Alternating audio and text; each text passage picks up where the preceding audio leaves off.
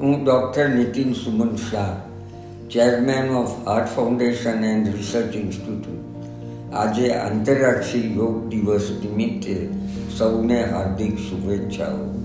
યોગ એ માત્ર કસરત નથી, પરંતુ શરીર, મન અને આત્માનો એકતા આપતી જીવનશૈલી છે. ચાલો રોજિંદા જીવનમાં યોગ આપને સ્વાસ્થ્ય, શાંત અને સંતુલિત જીવન તરફ એક પગલું ભરીએ.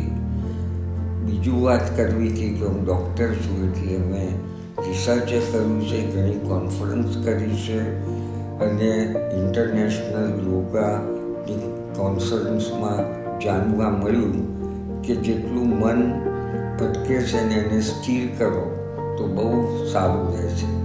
જેનાથી યોગામાં આ બધી લાભકારી વસ્તુઓ છે અને યોગા કર્યા પછી મેડિટેશનના રસ્તે તમે જઈ શકો છો. આજના ધમાલિયા જીવનમાં કોઈને શાંતિ નથી, તો દરેક લોકો યોગા કરવું જોઈએ, એટલી મારી આપને વિનંતી છે. હરિ ઓમ.